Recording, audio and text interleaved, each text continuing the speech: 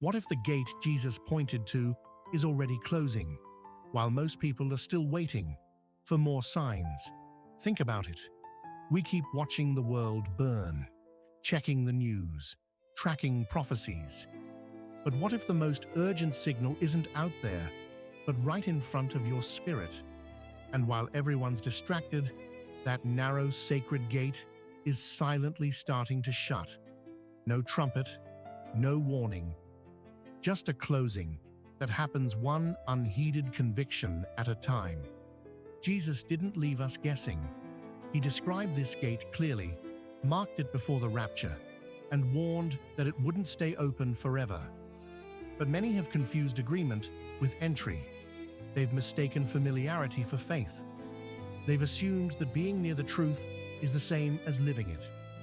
And while they do, that gate, it's closing now.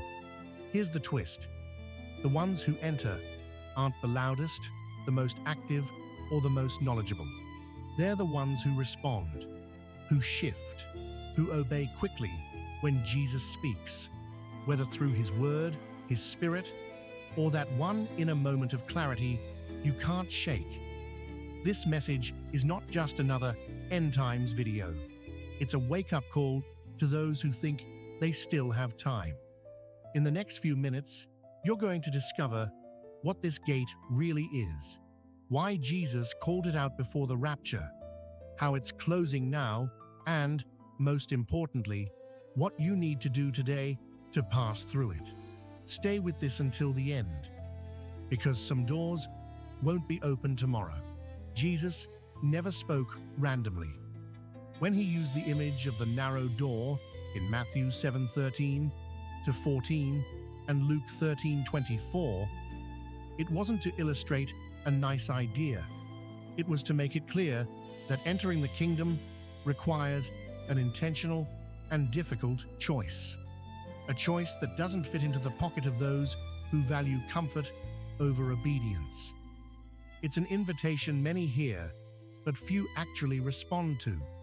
Not because they didn't understand, but because they'd rather wait a little longer, as if the door would stay open forever.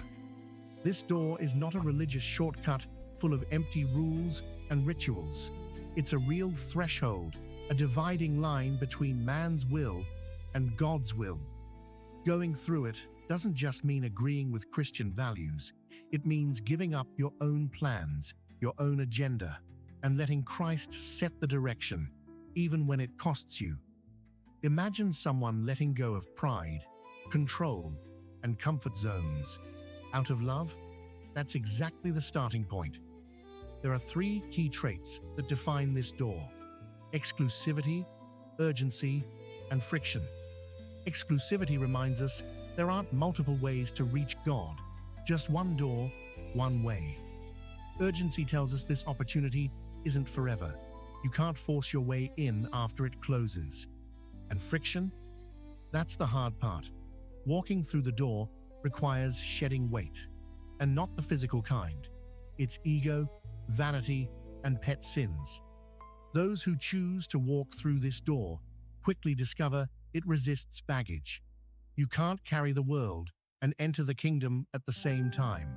It's like trying to shove a sofa through a service entrance. It takes maneuvering, letting go, and persistence. The curious thing is, the more someone tries to delay that decision, the harder the way seems. But there's a hidden secret in this metaphor, and it begins to unfold when we understand who the door truly is.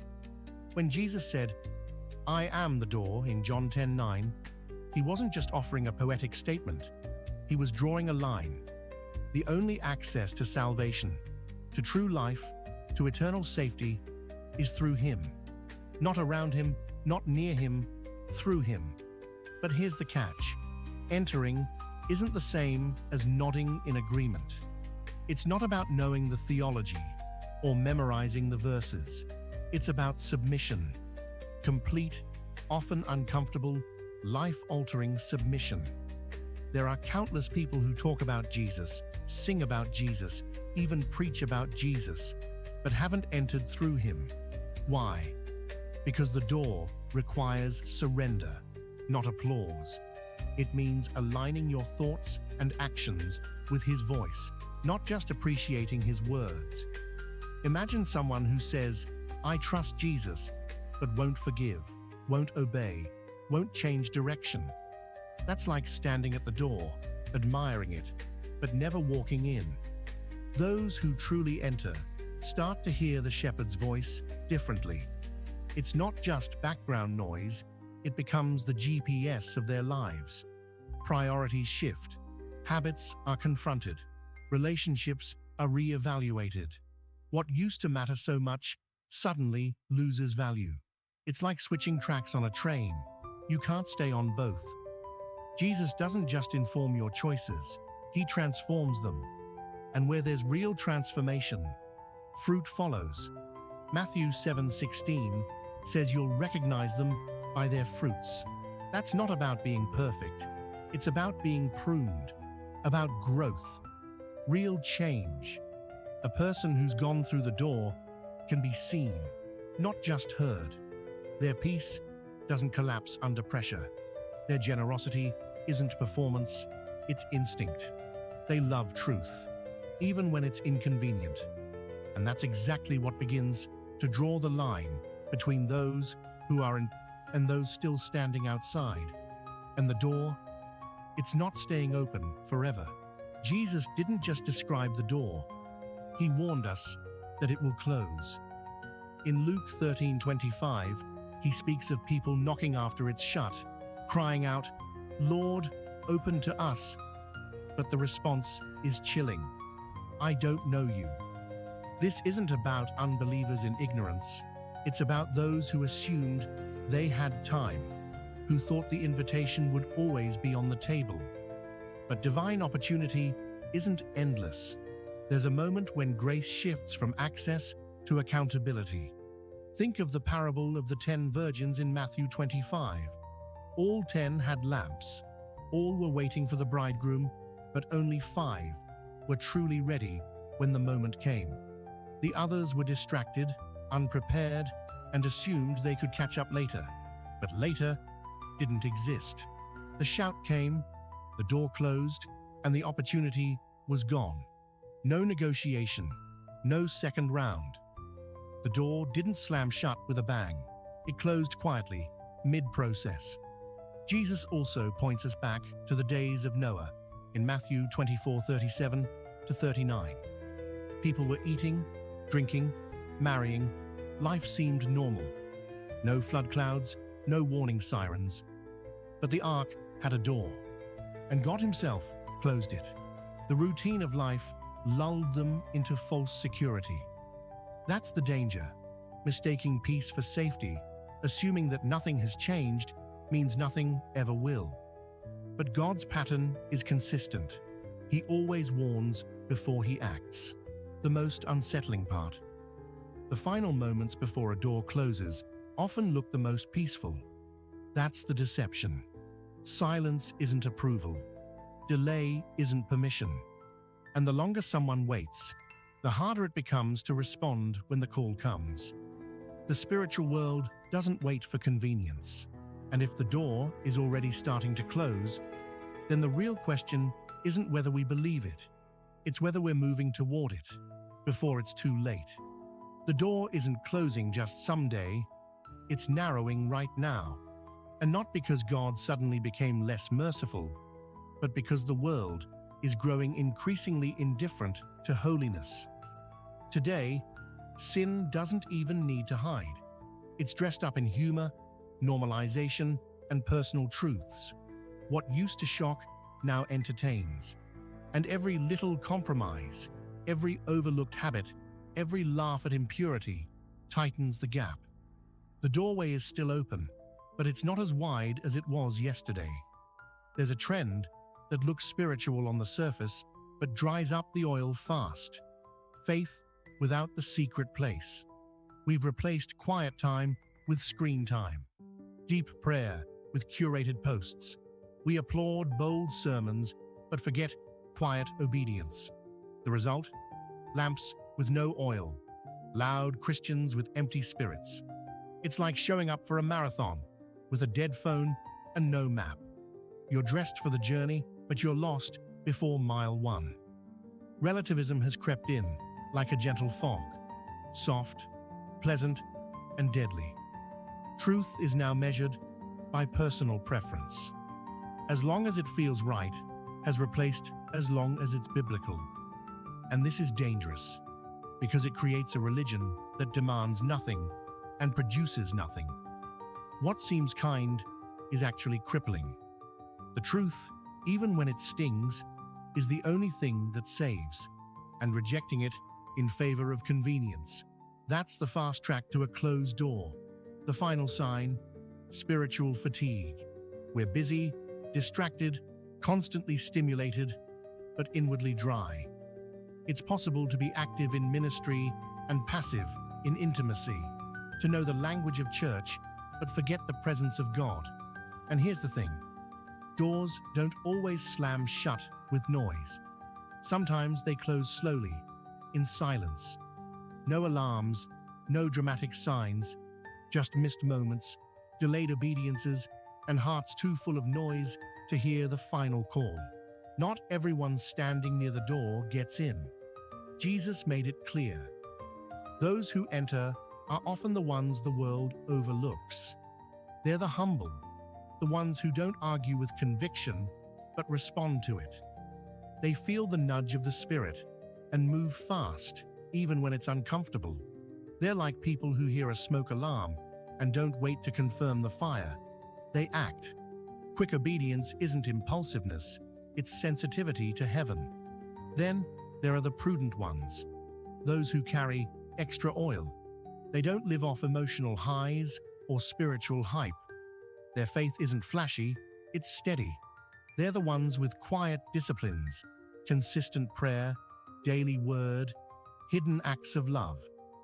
It's not about perfection, but about preparation. Like someone who stocks water before the drought, they build when it's still easy. So when the pressure comes, they don't break, they shine. And what about those who stay outside? Often it's not rebellion, it's overconfidence. They think because they attend, serve, or know enough, they're automatically safe. But trusting in labels, I'm saved, I'm active in church, I've been here for years, can be spiritual quicksand. It creates blind spots. You can wear the right jersey and still be off the team. The door doesn't respond to titles. It responds to truth and surrender. Others miss the door because of selective obedience. They follow Jesus in the areas that feel convenient, but leave whole rooms locked away. Relationships, money, habits. And let's not forget the chronic procrastinators. I'll get serious later. I'll deal with this eventually. But when the cry goes out, there's no more time to prepare, no more room to adjust. The oil can't be borrowed last minute. And the sobering reality? Some will realize that too late. The door is still open, but it's not enough to just believe that. Action is required. That's where the PORTA protocol comes in. It's not a formula, it's a spiritual posture. Simple, but powerful. First, P. Pause to listen. Set aside just 10 to 15 minutes a day to be still. Read the Word, stay quiet, and write down one practical thing God is nudging you to do. Sounds basic, but in a world that's addicted to noise, silence is warfare. Next comes O. Obey without delay. Partial obedience is disobedience in disguise. So if God brings a name to your heart, call, forgive, apologize. If He highlights a behavior, cut it. Don't wait until it feels convenient. Radical obedience often starts with small acts, like canceling a subscription that feeds distraction, or finally sending that honest text. Today's tiny yes might be tomorrow's open door. Then there's R. Remove hindrances. What's pulling you back? It could be a toxic friendship, a secret addiction, or content you binge that slowly poisons your soul. Identify one thing that drags your spirit, and cut the cord. Not later, now. If you don't remove the weight, you won't fit through the door. The kingdom isn't compatible with spiritual clutter. Tend to the secret place. Establish one spiritual habit: daily prayer, fasting one meal, or shutting down social media for a week. Something that costs your flesh, but feeds your spirit. 7 consistent days can spark a fire that routine never could. And finally, align your alliances. Draw near to 2 people who pull you closer to Christ. Community is either a ladder or a trapdoor. Choose your circle like your life depends on it, because spiritually, it does. The gate Jesus spoke of is not a metaphor for discussion. It's a spiritual reality. It's narrow, real, and it is closing. Many talk about it. Many believe they're near it, but only a few actually walk through it. Now that you've seen what this gate is, why it's closing, and how to enter, the question is no longer if, it's when. And the only answer heaven honors is now. So here's the challenge. Not next week, not later tonight. Within the next 24 hours, pick one step from the PORTA protocol and act on it. Pause and listen. Obey the next simple instruction. Remove a spiritual weight. Tend to your private walk. Align your relationships.